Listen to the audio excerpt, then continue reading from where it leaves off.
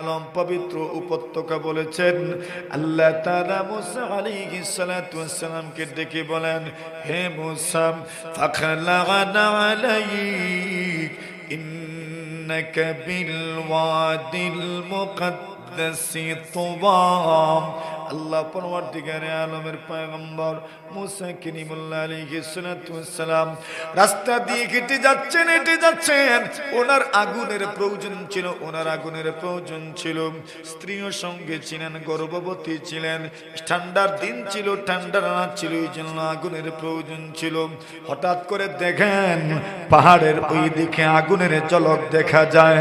এটা আগুন ছিল না, আমার রবের নূরের তাজাল্লি ছিল। জোরে বলেন সুবহানাল্লাহ। কিন্তু নবী মুসা কালিমুল্লাহ আলাইহিস সালাতু ওয়াস সালাম দেখছেন আগুনের মতো দেখা যায়। ইন্নী আনাসতু নারাম, আমি আগুন দেখেছি, তোমরা এখানে থাকো, আমি আগুন থেকে কিছু আগুন নিয়ে আসি। আল্লাহু আকবার। যদি আগুন পাই না, কমপক্ষে আমি সঠিক পথের দিশা পেয়ে যেতে পারি। মোহতরম হাজিরিনে কেরাম, সেখানে যখন যেতে লাগলেন, এমন সময় আল্লাহর পক্ষ থেকে গায়েবে আওয়াজ শুনলেন, ইয়া মুসা, ওগো মুসা, আপনি কোথায় এসেছেন জানেন না? যেমন তেমন কোন পাহাড় নয়। ইনফাখানা আলাইক, আপনার পায়ের জুতা দয় খুলে নাও, আপনার পায়ের জুতা খুলে নাও। ইন্নাকা বিল ওয়াদিল মুকদ্দাসি তুওয়া, আপনি এই মুহূর্তে পবিত্র জমিনের মধ্যে দাঁড়িয়ে আছেন। সুবহানাল্লাহ। জুতা খুলেন, পবিত্র ভূমিতে আপনি দাঁড়িয়ে আছেন। মুসা আলাইহিস সালাতু ওয়াস সালাম জুতা খুললেন। আল্লাহ পাক বললেন, আপনি চিনছেন নি আমারে? চিনবেন না? ইন্নী আনা রব্বুক, আমি হচ্ছি আপনার রব আল্লাহ। দেখা হইল কার সাথে? আল্লাহর সাথে কথাবার্তা হইল তুর পর্বতে। আমরা যখন ছোট ছিলাম তখন এক গজল আছিল, দেখার মতো ডাকলে খোদা কেমনে শুনেন না। শুনছেন না? শুনছেন নি? দেখার মতো ডাকলে খোদা কেমনে শুনেন না।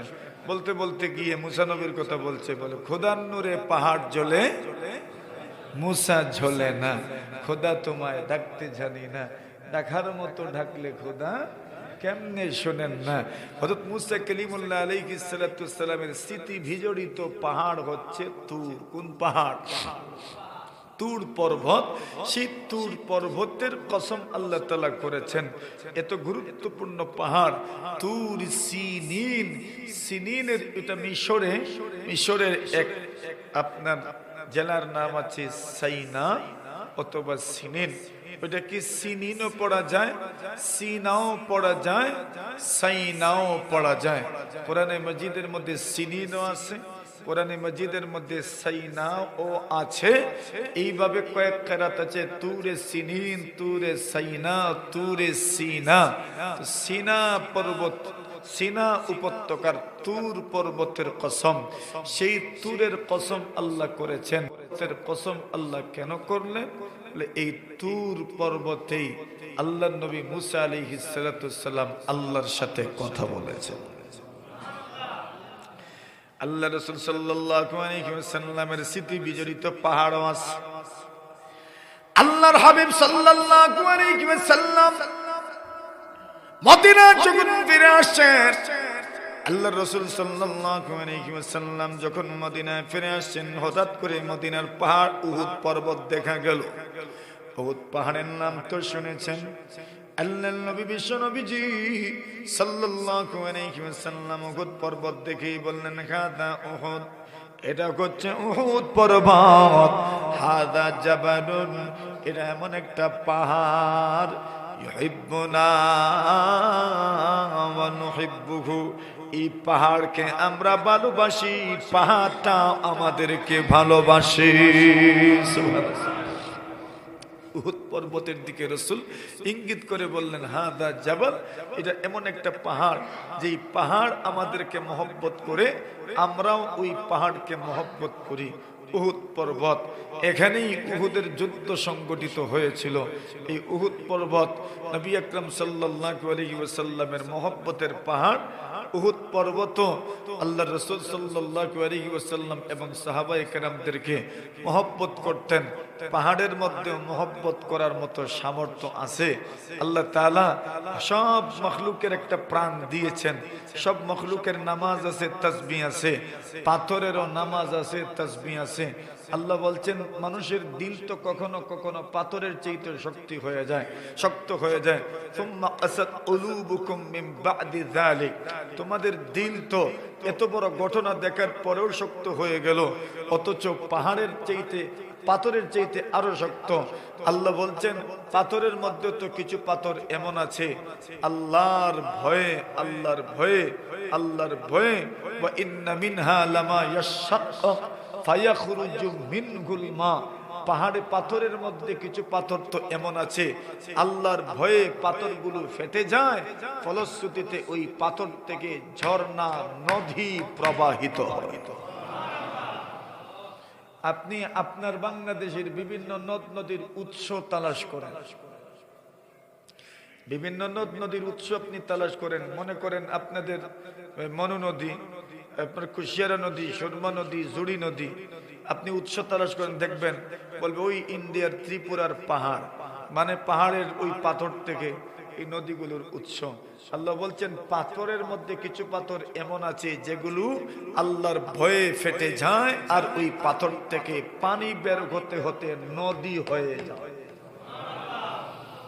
এটা কার কথা? আল্লাহর কথা। তো মানুষ, তুমি তো আর কাঁদো না, তো তোমার চাইতে তো পাথর আরো নরম।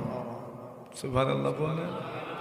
তোমার চাইতে তো পাথর আরো নরম, তুমি তো কাঁদো না, কই তোমার কান্না তো দেখা যায় না, কিন্তু একটা পাথর কাঁদতে কাঁদতে কাঁদতে কাঁদতে তার থেকে পানি যে প্রবাহিত হয় নদী হয়ে যায়, নদী হয়ে যায়।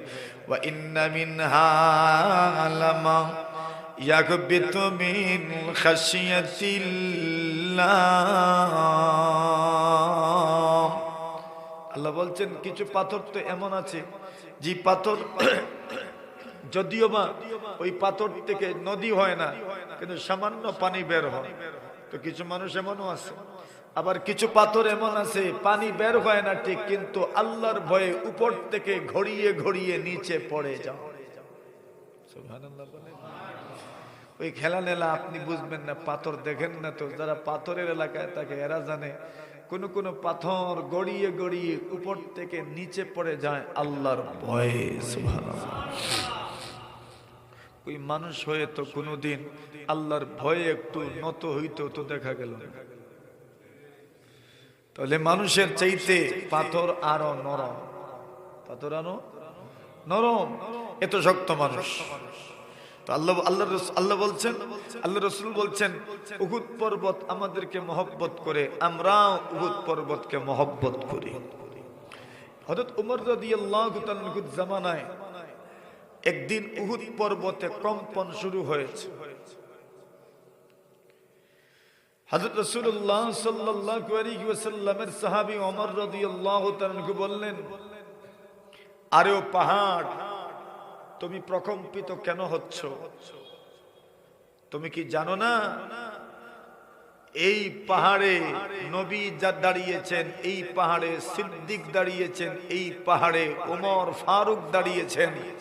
মদিনাকে বলছেন, আরে ও মদিনা, তুমি প্রকম্পিত কেন হচ্ছ? তোমার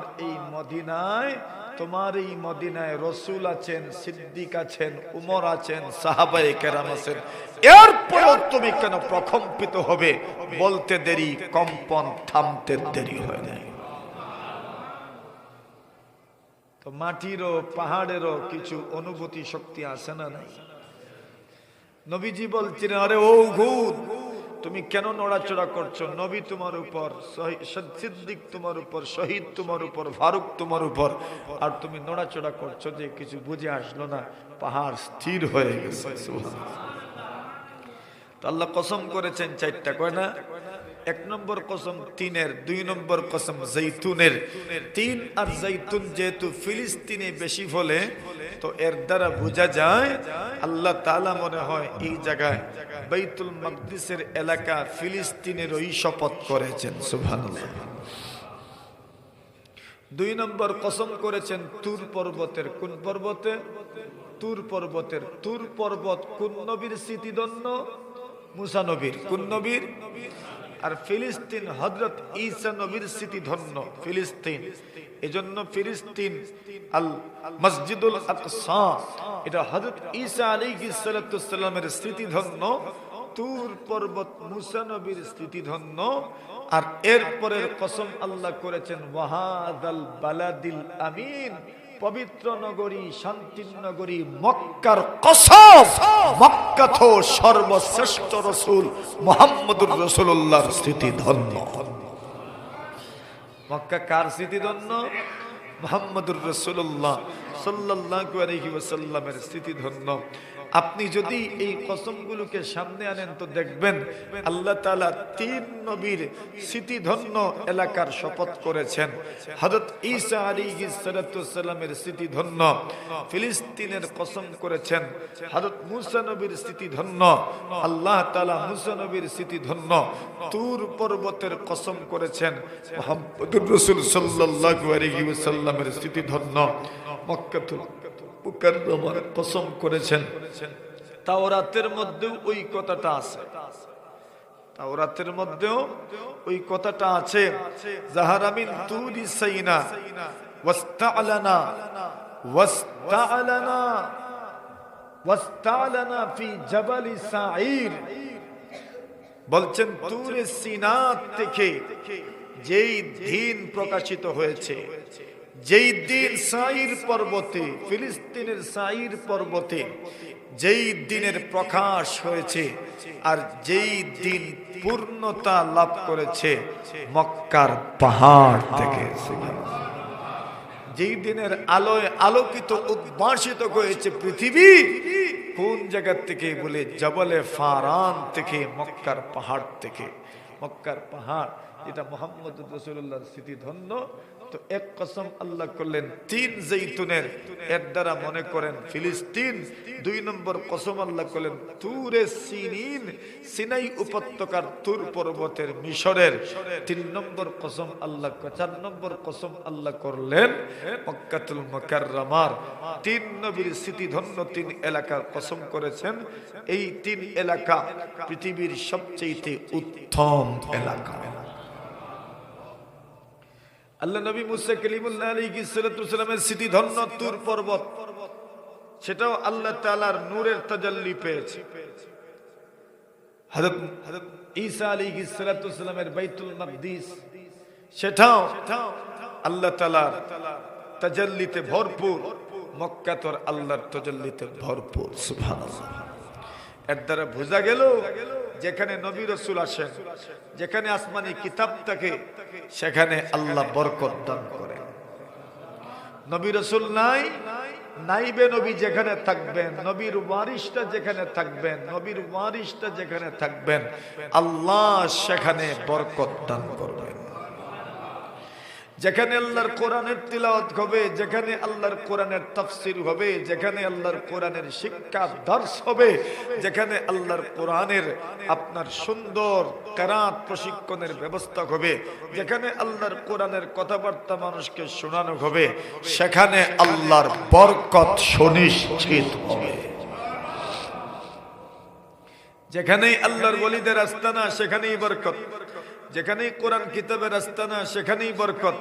এটা গাইডলাইন দিয়ে রাখেন, এটার কোনো ব্যত্যয় ঘটবে না। আল্লাহ সেখানে বরকত দিবেনই দিবেন, কোনো সন্দেহ নাই।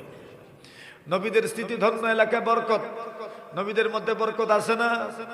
কি পরিমাণ বরকত! নবীদের যেখানে নবীরা থাকতেন ওই জায়গার মধ্যে বরকত। নবীদের বসবাসের জায়গার মধ্যে আল্লাহ তাআলা বরকত রাখতেন। এমন কোন নবী রাসূল নাই যাদেরকে আল্লাহ তাআলা বরকত দেন নাই।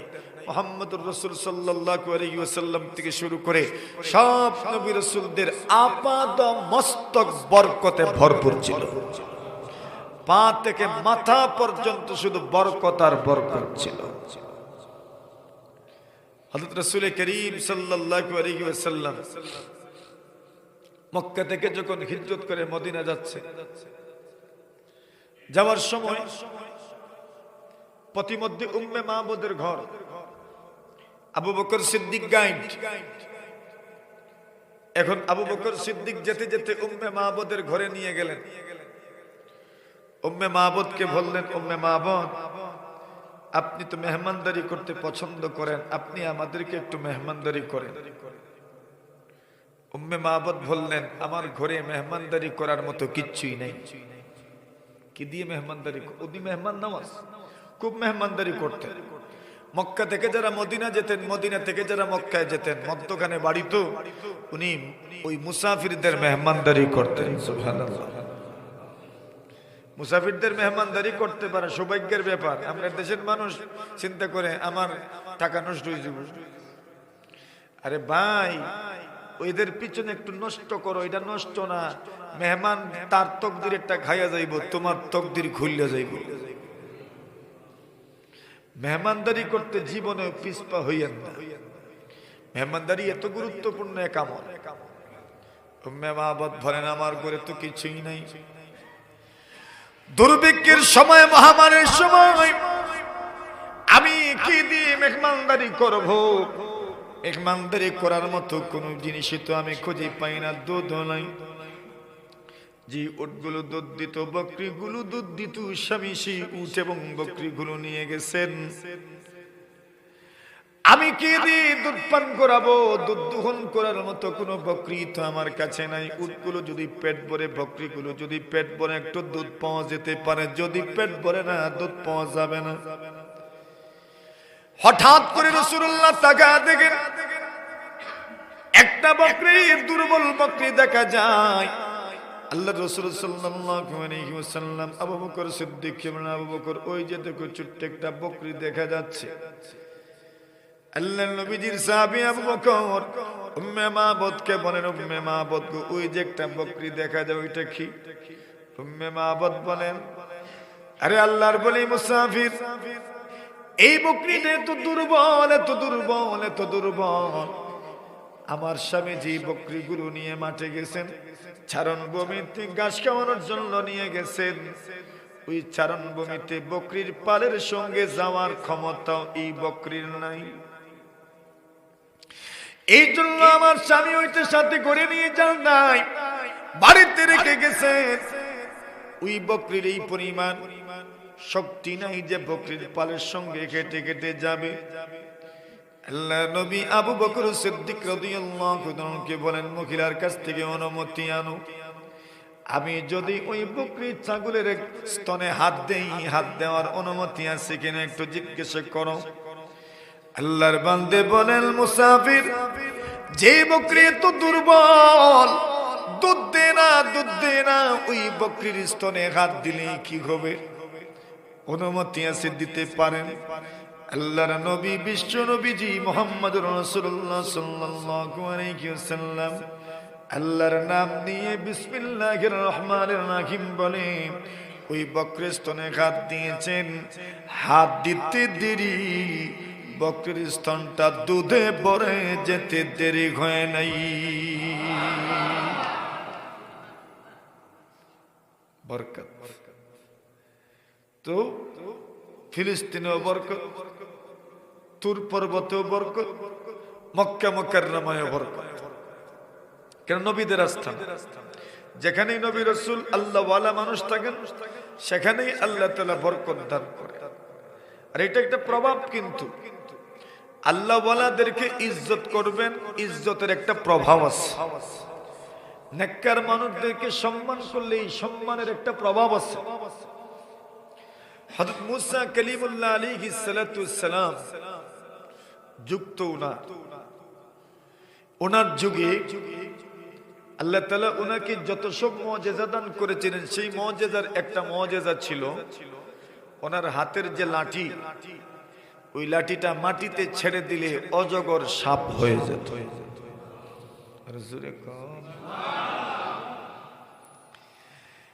ওই যুগের কাফির বেঈমানরা মনে মনে ভাবলো এটা মনে হয় মুসা নবীর জাদু। কি জাদু বলে। सुनते सुनते नगमा गाए महफिले बिदअत को, कान बहरा हो गए दिल बदमज़ा होने को ही, कान बहरा हो गए दिल बदमज़ा होने को ही। और सुनवाए तुमके वो नगमाए तौहीद भी, पारा जिसकी लहन से तूरे गुदा होने को ही, पारा जिसकी लहन से तूरे गुदा होने को ही। এখন এরা ভেবেছে মুসা নবী যা দেখে এটা জাদু মনে হয়। মুসা নবীকে আল্লাহ আরেক মুজিজা দিয়েছেন, হাত এই পাশে আনলে হাত সাদা হয়ে যেত। দেখে আর ভাবে এগুলো মুজিজা না, এগুলো জাদু। এরা বলে মুসা নবী ফেরাউনের যুক্ত। ফেরাউন বলে মুসাকে বলো জাদুর প্রতিযোগিতা হয়ে যাবে। কিসের প্রতিযোগিতা? জাদুর প্রতিযোগিতা। আল্লাহর নবী মুসা বলেন ঠিক আছে করে নেন, তবে শর্ত হলো ঠিক দ্বিপ্রহরে, কুয়াশাচ্ছন্ন না, মেঘাচ্ছন্ন না, ভোরের অন্ধকার অথবা বিকাল বেলা অস্পষ্টতা যেন আমাদের প্রতিযোগিতাকে, জাদুর বিতর্ককে যেন দেখতে বিঘ্নতা না ঘটায়, এজন্য ঠিক দ্বিপ্রহরে এই জাদুর প্রতিযোগিতা আয়োজন করা হোক। মুসা নবী শর্ত দিলেন এবং বললেন বিশাল মাঠে। কি ডাক বাংলায়? কই ডাক বাংলা নেই এটা? না না, ওই যে একটা আছে না, আচ্ছা খেলার মাঠ তো আরো বড়। হ্যাঁ, তো বলছেন এত বিশাল ময়দানে হতে হবে। নবী মুসা বললেন ঠিক আছে। নবী মুসা প্রস্তাব দিলেন একদম দ্বিপ্রহর, কোন ধরনের আবর নাই, বাদল নাই, মেঘলা আকাশ নয়, এমন একটা সময় একত্রিত হবে। ফেরাউন তার জাদুগিরদেরকে একত্রিত করেছে। এরা, আমি মূল ঘটনা বলতে চাই না, শুধু একটা কথা নুকতা বলতে চাই, সূক্ষ্ম একটা বিষয় বলতে চাই। যখন মুসা নবী হাজির, এরাও হাজির, তখন অপর পক্ষ ফেরাউনের জাদুগিররা মুসা নবীকে বলল, ও মুসা, আপনি আপনারটা আগে দেখাইবেন নাকি আমরা আমাদেরটা আগে দেখাবো? সুবহানাল্লাহ। আচ্ছা বলেন তো, এই যে মুসা নবীকে এরা জিজ্ঞাসা করলো, এটা সম্মান না? সম্মান। আপনি আগে দেখাইবেন নাকি আমরা আগে দেখাইব? এটা সম্মান। আল্লাহর নবী মুসা আলাইহিস সালাতু সালাম বলেন, তোমরা আগে দেখাও। এরা তাদের হাতের লাঠিগুলো, রশ্মিগুলো মাটির মধ্যে ছিঁড়ে দিল। যেই মাত্র হাতের মধ্যে থাকা লাঠি এবং রশ্মি মাটির মধ্যে ছেড়ে দিয়েছে, এমনিতে ওইগুলো সাপের মতো হয়ে গেছে। চোখে যখন দান্দা লেগে যাবে, ওরা দেখতে মনে করবে সাপের মতো, আসলে কোন সাপ নয়। লাঠি লাঠির মতো, রশ্মি রশ্মির মতো শুধু দাদা লাগানো হয়েছে দর্শকদের চোখে। এই জন্য দেখতে দেখা যায় লাঠিগুলো সাপের মতো হয়ে গেছে। আল্লাহর নবী মুসা কালিমুল্লাহ আলাইহিস সালাতু ওয়াসসালাম একটু ভয় পেয়ে গেলেন। ওয়া আওজাসা মিনহুম খিবা, আল্লাহর নবী মুসা কালিমুল্লাহ আলাইহিস সালাতু ওয়াসসালাম একটু ভীত সন্ত্রস্ত হয়ে পড়লেন। আল্লাহ ডাক দিয়ে বললেন, মুসা ভয় পেও না গো, জাদুগিররা জীবনেও কোনোদিন বিজয়ী হতে পারে না। সুবহানাল্লাহ। বিজয়ী আপনি হবেন। আল্লাহ তাআলা মুসা নবীকে বললেন, মুসা এইবার তুমি তোমারটা দেখাও। ও মুসা, তুমি তোমার হাতের লাঠি মাটির মধ্যে ছেড়ে দাও।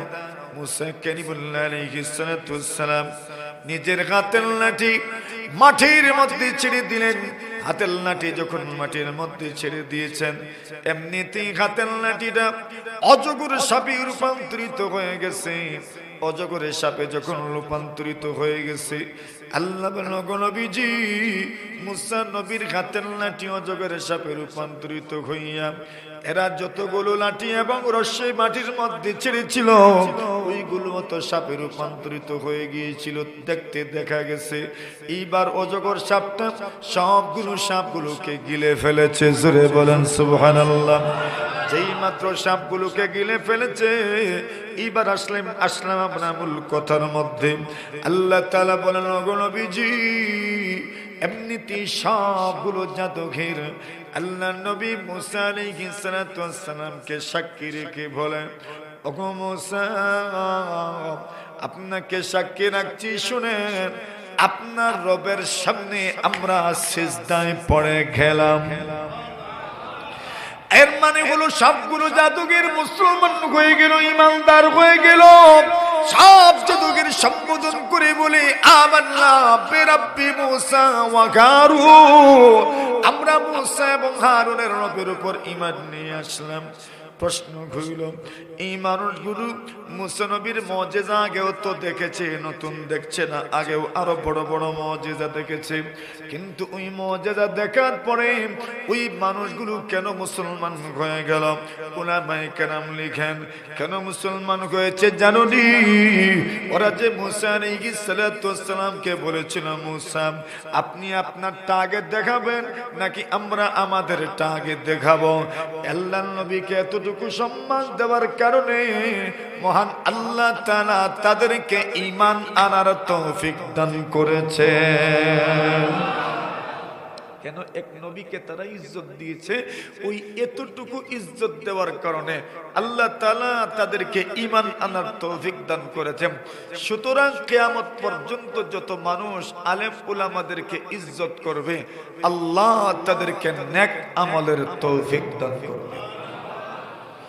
আর যাদের মধ্যে আলেম উলামাদের ইজ্জত থাকবে না, এই মানুষ যতই আপনার কি হোক না কেন, দুনিয়ার এবং দুনিয়ার ক্ষেত্রে যতই স্বাবলম্বী হোক না কেন, দুনিয়াতে তার কোনো সমৃদ্ধি আসবে না।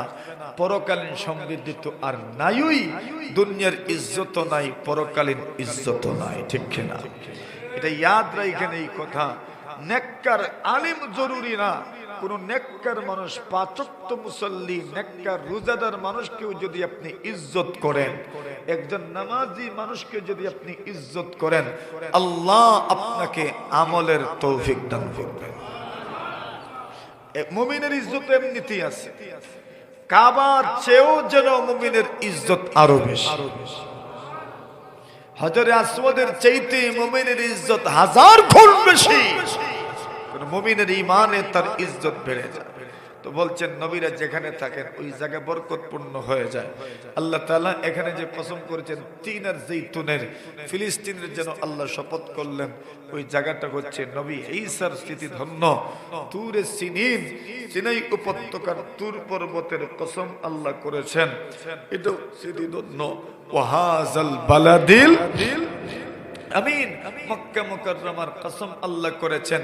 মক্কা মুকাররমা হযরত ইব্রাহিম আলা নবিয়িনা আলাইহিস সালাতু ওয়াস সালামের স্মৃতিধন্য। হযরত ইব্রাহিম আলাইহিস সালাতু ওয়াস সালামের ছেলে হযরত ইসমাঈল যখন জন্মগ্রহণ করলেন, হাজেরার ঘরে ইব্রাহিম আলাইহিস সালাতু ওয়াস সালামকে আল্লাহ পাক আদেশ করলেন, ও ইব্রাহিম, যান আপনার স্ত্রী আর আপনার সন্তানকে এমন একটা এলাকায় রেখে আসেন। সফর শুরু করেন। সফর করতে করতে করতে করতে করতে আল্লাহর নবী ইব্রাহিম মক্কাতুল মুকাররমার খানায়ে কাবা, যেখানে আল্লাহর ঘর, যেখানে ওইটা তো আর ওই সময় আপনার নিশানা ছিল না, ওইখানে আসলেন। আসার পরে আল্লাহ বললেন, এখানেই আপনার সন্তান আর স্ত্রীকে রেখে যান। সন্তান ইসমাঈল, আল্লাহর রাসূল, আল্লাহর পয়গম্বর, আল্লাহর নবী ইব্রাহিম আলাইহিস সালাতু ওয়াস সালাম সন্তান স্ত্রীকে রেখে যান। সফর শুরু করেছেন।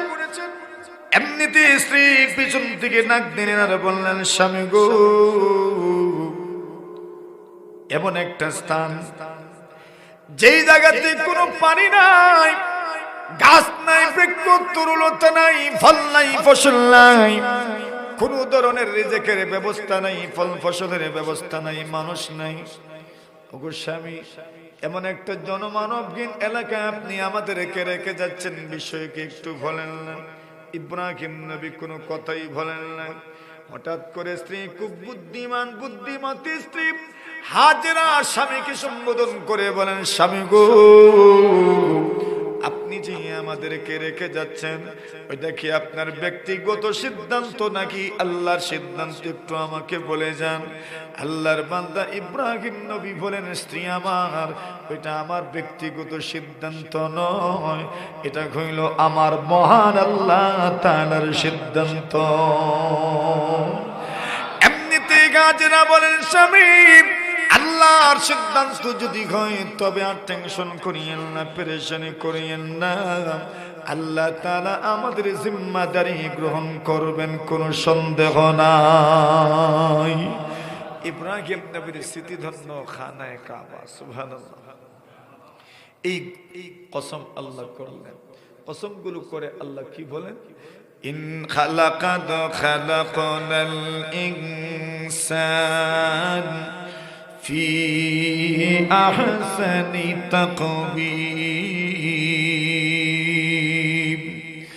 আল্লাহ বলেন, নবী, আমি তেরের কসম করেছি, জাইতুনের কসম করলাম, আমি তোর পর্বতের কসম করলাম, বনতে আমিনের কসম করলাম, পবিত্র নগরী মক্কাতুল মুকাররমার কসম করলাম, শান্তির নগরী মক্কাতুল মুকাররমার কসম করলাম। আমি এতগুলো কসম করে বলতে চাই, লাকাদ খালাকনাল ইনসান ফি আহসানি তাকবীর।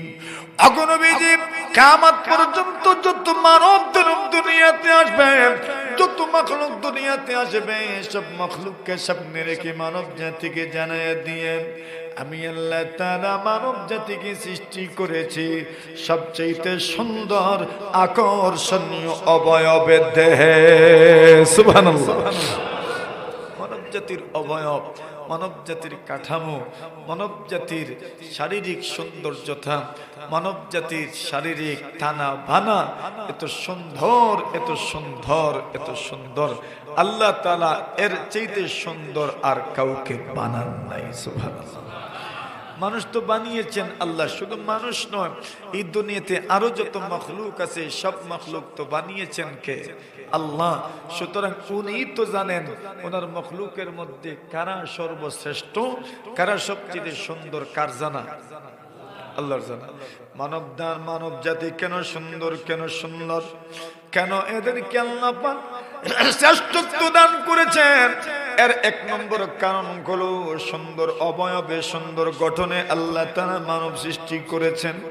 মহান আল্লাহ তাআলা মানব জাতিকে এত সুন্দর করে বানাইছেন, এত সুন্দর করে সৃষ্টি করেছেন। আর রহমান আল্লামাল কুরআন খালাকাল ইনসানা আল্লামাহুল বায়ান। মানব জাতির সৌন্দর্যের পেছনে প্রথম কারণ হলো মানব জাতির বুদ্ধি বিবেক। মানব জাতিকে আল্লাহ পাক বুদ্ধি দিয়েছেন, বিবেক দিয়েছেন, আকল দিয়েছেন, বিবেক দিয়েছেন, বুদ্ধি দিয়েছেন। আল্লাহ তাআলা কোরআন সুন্নাহর জ্ঞান দান করেছেন। কোরআন সুন্নাহর জ্ঞানের মাধ্যমে হারাম চিনে, হালাল চিনে, হারাম থেকে বেঁচে থাকি, হালাল বিষয়ে অংশগ্রহণ করতে চাই। মানব জাতিকে হালালের ব্যবস্থা এবং হারাম তার সামনে স্পষ্ট করে দিয়েছেন। এইবার সে হালালটা গ্রহণ করে, হারামটা পরিত্যাগ করে, এই দিক থেকে আল্লাহ পাক মানব জাতিকে সম্মান দিয়েছেন, আশরাফুল মাখলুকাত বানিয়েছেন। অবয়বের দিক থেকে, গঠনের দিক থেকে, শারীরিক গঠনের দিক থেকে মানব জাতি সবচেয়ে সম্মানিত।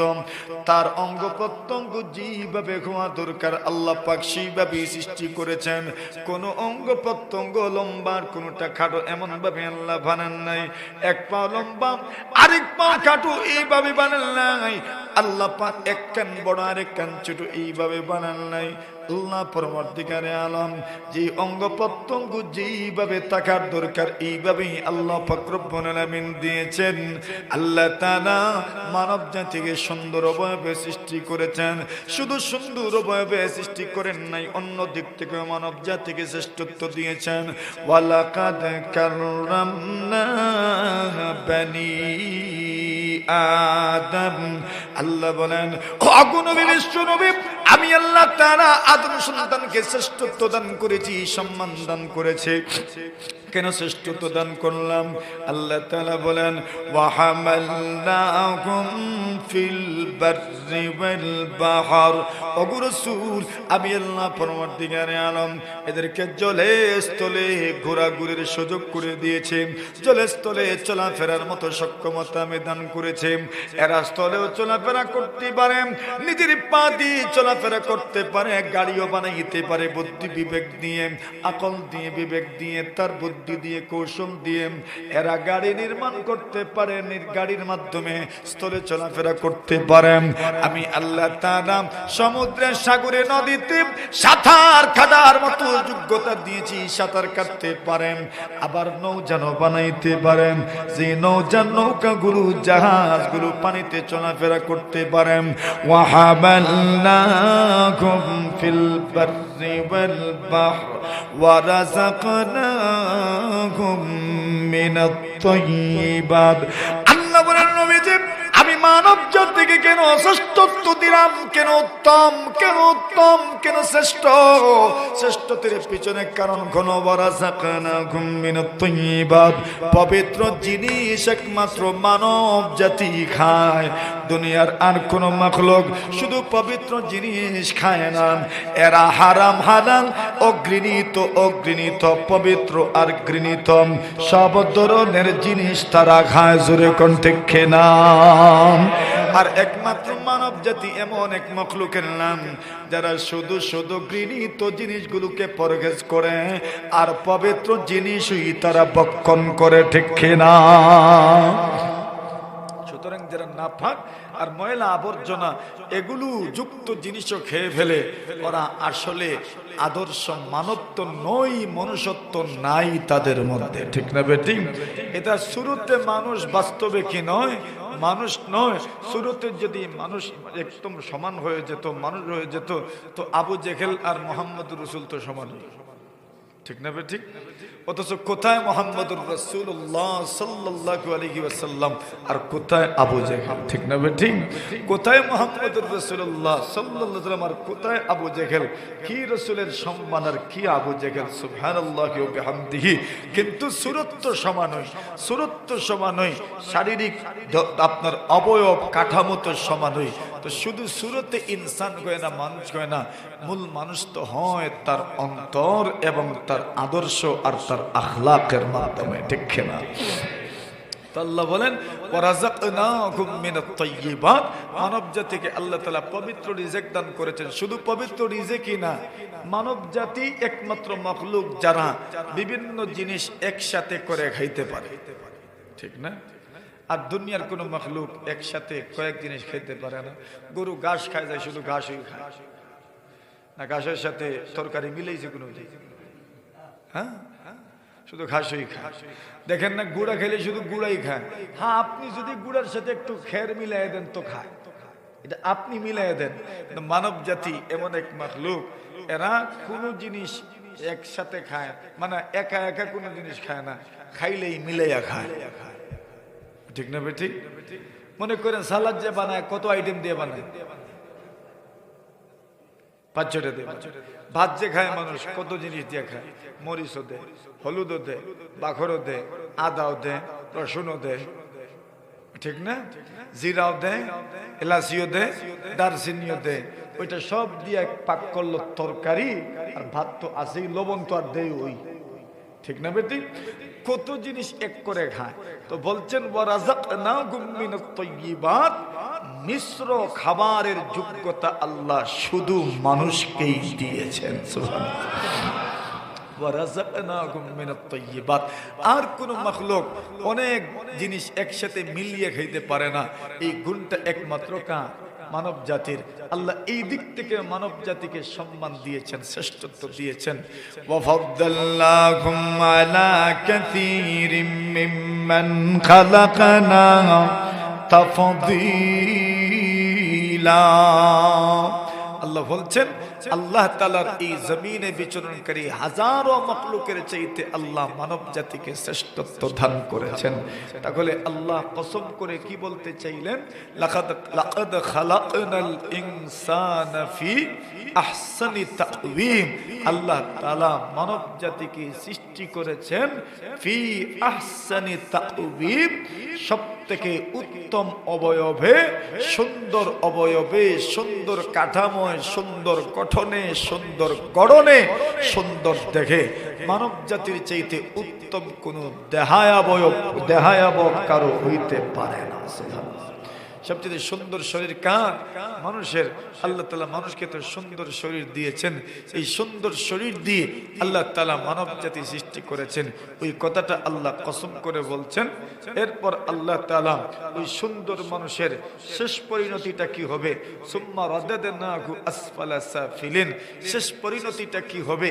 শেষ পরিণতির দিকে মানুষ কিভাবে ধাবিত হয়, সেই বিষয় নিয়ে আল্লাহ বাঁচাইলে কালকে সামান্য আলোচনা হবে ইনশাআল্লাহ। এরপরে পরবর্তী সূরা আমরা শুরু করব। মানব জাতি এত সুন্দর, রুচির দিক থেকে মানুষ কত উত্তম, সুবহানাল্লাহ। মানুষের রুচি খারাপ কিছু মানুষের রুচি ছায়নি কোনোদিন। মানুষের রুচি ভালো, তার রুচি সুস্থ রুচি। মানুষের গঠনও সুন্দর, মানুষের বিবেকও ভালো, বুদ্ধিও ঠিক আছে, সব ঠিক আছে। কিন্তু এত ভালো মানুষও কোনো সময় তার বেয়াদবির কারণে, বেয়াকলির কারণে, তার অসচেতনতার কারণে, তার রবকে না চিনার কারণে, দিনের সাথে সম্পর্কিত না থাকার কারণে তার পরিণতি কি হয় আল্লাহ সেই কথা এরপরেই বলছেন। সুম্মা রাদাদনাহু আসফালা সাফিলিন। কথা হবে ইনশাআল্লাহ। আল্লাহ পরবর্তীকারে আলম যা আলোচনা করা হইল বুঝা আল্লাহ তৌফিক দান আমাদেরকে দান করুন। সবাই বলে আমিন। ওয়া আখিরু দাওয়ানা আনিল হামদুলিল্লাহি রাব্বিল আলামিন। সাল্লাল্লাহু আলা সাইয়্যিদিনা ওয়া